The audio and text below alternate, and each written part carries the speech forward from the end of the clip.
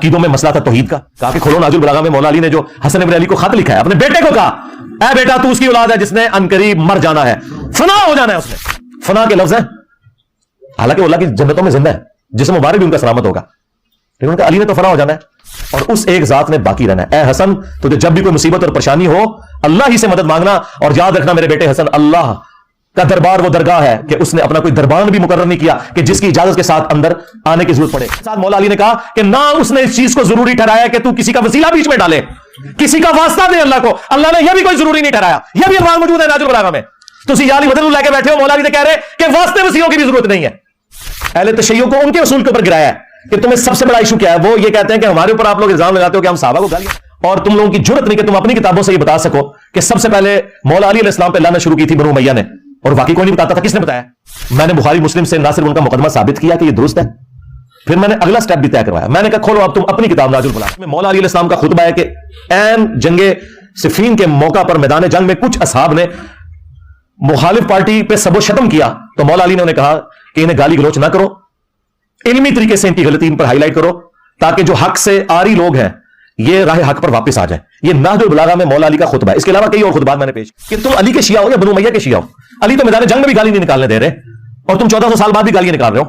ہاں علمی طریقے سے اس زمانے میں بھی آپ حق کو ہائی لائٹ کریں, آج بھی کریں. بالکل شیعوں کو ان کے اصول کے اوپر گرایا ہے کہ تمہیں سب سے بڑا ایشو کیا ہے. وہ یہ کہتے ہیں کہ ہمارے اوپر آپ لوگ الزام لگاتے ہو کہ ہم صحابہ کو گالیاں دیتے, اور تم لوگوں کی جرت نہیں کہ تم اپنی کتابوں سے یہ بتا سکو کہ سب سے پہلے مولا علی علیہ السلام پہ لعنت شروع کی تھی بنو امیہ نے, اور واقعی کوئی نہیں بتاتا تھا. کس نے بتایا؟ مودودی صاحب ایک بندے تھے جنہوں نے بتایا خلافت و ملوکیت لکھ کے سارے لوگ ان کے خلاف ہوئے. میں نے بخاری مسلم سے نہ صرف ان کا مقدمہ ثابت کیا کہ یہ درست ہے, پھر میں نے اگلا سٹیپ بھی طے کروایا. میں نے کہا کھولو اب تم اپنی کتاب نہج البلاغہ جس میں مولا علی علیہ السلام کا خطبہ ہے کہ عین جنگ صفین کے موقع پر میدان جنگ میں کچھ اصحاب نے مخالف پارٹی پہ سب و شتم کیا, تو مولا علی نے انہیں کہا کہ انہیں گالی گلوچ نہ کرو, علمی طریقے سے ان کی غلطی ان پر ہائی لائٹ کرو تاکہ جو حق سے آری لوگ ہیں یہ راہ حق پر واپس آ جائیں.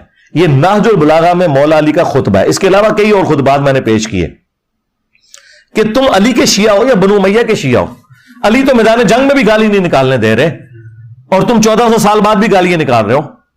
ہاں علمی طریقے سے اس زمانے میں بھی آپ حق کو ہائی لائٹ کریں, آج بھی کریں, بالکل درست ہے. تو میں نے ان کے اصول اور مبادی کے اوپر ان کو پکڑا.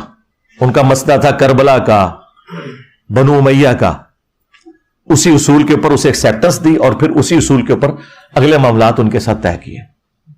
عقیدوں میں مسئلہ تھا توحید کا, تو میں نے انہیں کہا یار صبح و شام تمہارے اذکار میں ہے سورۃ النمل کی آیت نمبر 62 امن یجیب المضطر اذا دعا ویکشف السوء ویجعلکم خلفاء الارض االہ مع اللہ. بھلا بتاؤ تو کون ہے جو مصیبت اور پریشانی میں گھرے ہوئے شخص کی فریاد کو سنتا ہے, اس سے اس کی تکلیف کو دور کرتا ہے, تمہیں زمین پر اگلوں کا خلیفہ کرتا ہے. االہ مع اللہ, کیا اللہ کے ساتھ کوئی اور الہ بھی ہے جو تمہاری تکلیف دور کرے, جس سے تم دعائیں مانگو؟ اور صبح و شام کے سنت اذکار میں شیعہ کے ہاں یہ دعا پڑھی جاتی ہے, قرآن کے اندر یہ آئی ہے. میں نے کہا ترجمہ پڑھ لو. یا علی مدد کا مطلب مولا علی سے دعا مانگنا ہے, یہ وسیلہ اور توسل نہیں ہے. ہمیں نہیں اردو آتی, عربی نہیں آتی. وسیلہ اور توسل تو یہ ہے کہ اللہ تجھے اپنے نبیوں کا واسطہ, تجھے صحابہ اکرام کا واسطہ, تجھے اہل البیت کا واسطہ, تجھے مولا علی کا واسطہ, اے اللہ تو میرا کام کر دے. یہ ہوتا ہے وسیلہ. وسیلہ یہ ہوتا ہے کہ یا علی مدد آپ میری مدد کریں. یہ وسیلہ توسل نہیں ہے, یہ استعانت ہے, اور یہ اللہ کا حق ہے.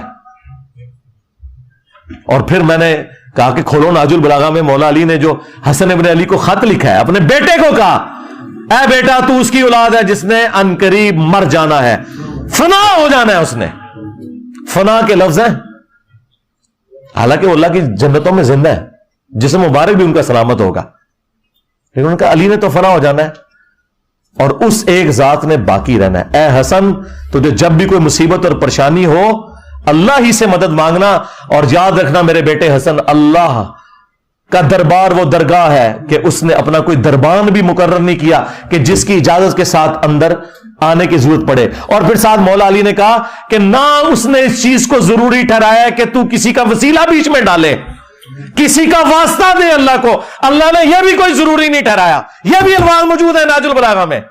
تسی یا علی مدد لے کے بیٹھے ہو, مولا علی نے کہہ رہے کہ واسطے وسیلوں کی بھی ضرورت نہیں ہے. آپ مجھے بتائیں کہاں بھاگیں گے یہ؟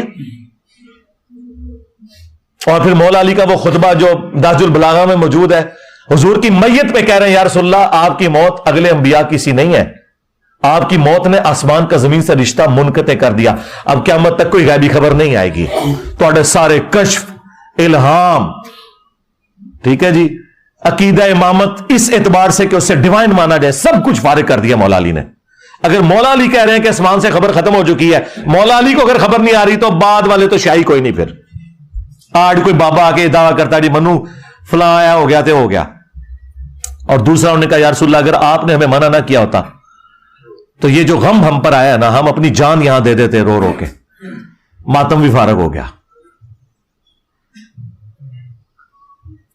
تو آپ اندازہ کریں ان کے اصول اور مبادی کے اوپر یہ سارے کے سارے معاملات میں لے کے چلا. میرے دوستوں نے یہ ویڈیو مکمل دیکھ لی, تو کیسی لگی آپ کو ویڈیو؟